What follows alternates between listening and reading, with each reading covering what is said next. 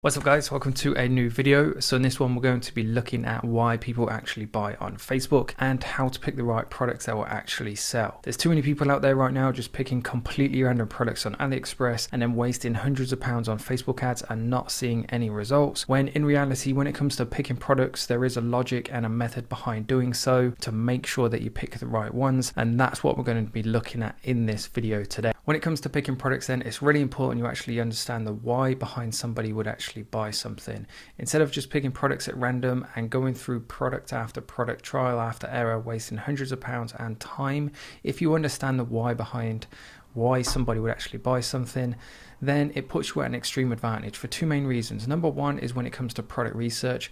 If you understand why somebody would buy a certain product, then certain products that you see on AliExpress or Seller Trend or whatever software you're using will stand out more to you, and this will obviously lead to you picking the right products more often, which in turn will save you a lot of time and money.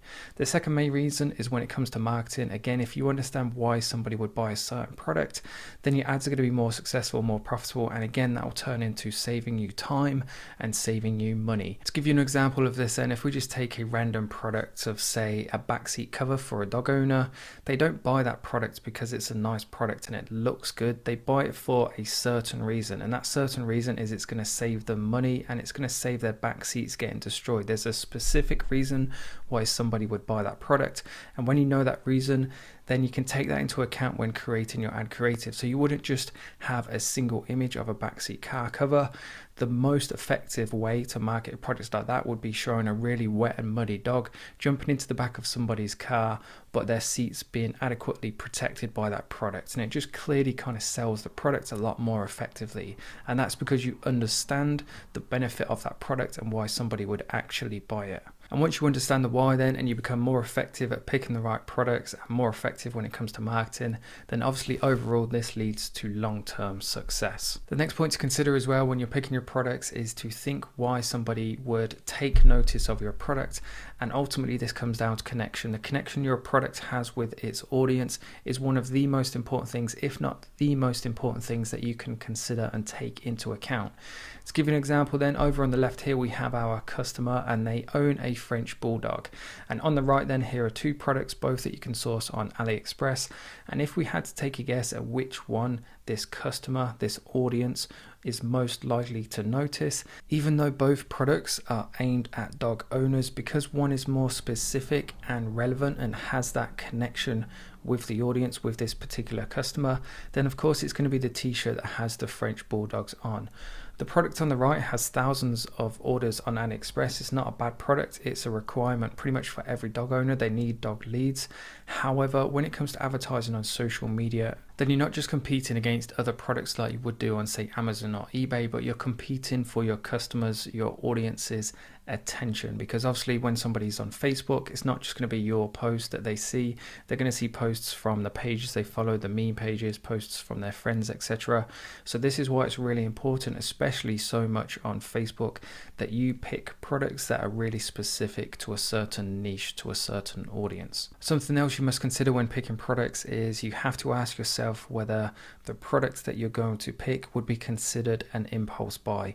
What an impulse buy is a purchase that somebody doesn't plan to make, and the reason it's important that your products fall into this category is because people don't go onto Facebook to look for things to buy. They go into Facebook to socialize. So when they see a product that they have to buy, they're not necessarily in that buying mood. So unless it falls into that category of an impulse buy, the chances are your customer aren't going to buy it. For example, if you try and drop ship, say furniture or sofas on Facebook, people don't tend to impulse buy those products. They don't tend to come across a sofa one day randomly and then just buy it there and then. They tend to kind of give it some thought, maybe look at a few different shops, etc. Whereas if you sell a product that's much cheaper than this, say 30-40 pounds, and they really like the look of it, they're much more likely to buy that product there and then as soon as they see it, versus something that's really expensive. And this is actually one of the first categories that I would use to determine whether you could consider something an impulse buy.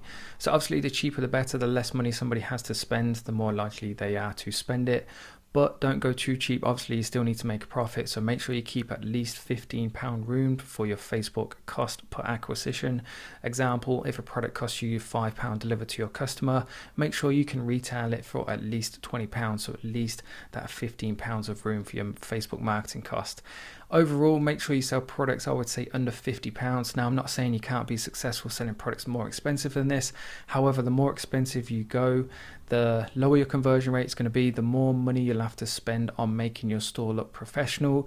You'll probably have to spend a little bit more money on retargeting ads as well. So if you do just want to go for those cheap products that people buy there and then just make sure you stick to the criteria you see on the screens now. The next category is connection, which I've already briefly touched on. So obviously the stronger the better, the more specific it is to your audience, the more likely they are to notice it and therefore buy it. And a way to do this then is to combine interests. So print on demand is really good for this because you can create specific designs for certain niches of people. So you could have a t-shirt that says I love dogs and wine, and then you can target people or target those interests on Facebook. And that's what I mean by combining interests. What is also true is that the stronger connection your audience has with your product, then the more expensive you can sell it for, basically. To give you an example of why this is true then, if we have two customers, one owns a dog, the other doesn't, and you try and sell a dog lead to both of those people, the person who owns a dog is obviously much more likely to buy that product because they have a connection to it. The third category is scarcity. So if you have a really strong offer, for example, you're offering a really big discount or there's limited stock of your product, then by using scarcity, you can increase the chances of somebody buying it there and there for that fear of missing out on the offer or the fact that the products could go out of stock. There are, of course, many other ways to pick products. Number one is emotionally. It's a known fact then within the sales world. If you read pretty much any sales book or watch any sales video on YouTube, everybody will tell you that people or humans they buy with their emotions, and then they justify the purchases with logic. And these are products then that make a customer feel an emotion. So it could be joy, happiness, excited, etc. And just giving some examples of these products then, on the left, this is a bestseller for Blue Crate, which is a proven 7-figure dropshipping store. It's a print-on-demand product where you can put your own face, your friend's face onto one of kind of like these mini-me cushions. The second product, this pug in like a royal outfit, is from a website called Paw on Crown. It's actually a website I'm going to be reviewing and kind of going over in a YouTube video in a couple of days. And then the third product again is a proven 7-figure product. So I've featured this in past videos, which is like a belt buckle which flips out that you can put your beer in. Now obviously all three of these products will probably put in front of the right audience, would make them smile, make them think of their friends, tag their friends. So these are all great examples then of emotional products. The second type of products which you can sell on Facebook that are also really effective are problem solving products. And the bigger the problem you solve for somebody, then the more people will want it. To give you some examples then of problem solving products. Now these aren't just random products, these are all products which are featured in past videos or I'll be talking about in the future, which have proven sales records. We have phone holders for a bike, so when people are obviously out cycling, exercising, especially this time of year, especially since we're coming into cycling season now, then a big problem for cyclists is what they do with their phones. So buying a product like this is obviously just perfect for them.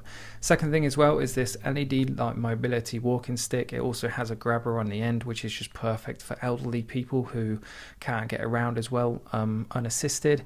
And then the third product, again, this is featured in a past video. This product alone has done over 7 figures, and it's just a charging dock for 3 different Apple products. Not everybody has, say, 3 plugs next to their bed, but with something like this, they only need one and they can still charge all 3 of those products in one go. Moving on to the third and final one, which I'm going to cover in this video. There are many more. Perhaps I'll expand on this in the future in a part 2. I'm not quite sure yet. Depends if you guys enjoy this video or not. If you are enjoying this video, please do make sure you let me know by hitting that like button or leave some sort of comment down below. So anyway, back to the video. Number 3 is trending. The easiest products to sell are always products that are currently in demand. If you think of certain products that have gone through crazy trends that pretty much anybody could make money if they were selling. So the first thing that kind of come to mind was fidget spinners. Everybody went crazy. The whole world was buying those at one point. But there are other products. Obviously, there are smaller trends that you can still capitalize on. And you can use Google Trends or AliExpress Dropshipping Center to check. Me personally, and one of the product research softwares I do recommend to people is Sell the Trend. I am partnered with them, so if you do want to get a free trial, just make sure you head down into the video description below.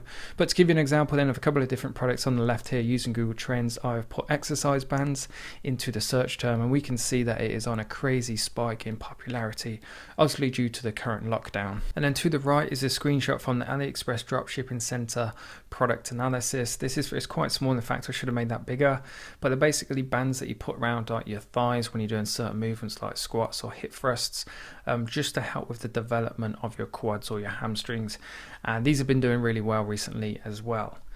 With that being said then guys, I think that pretty much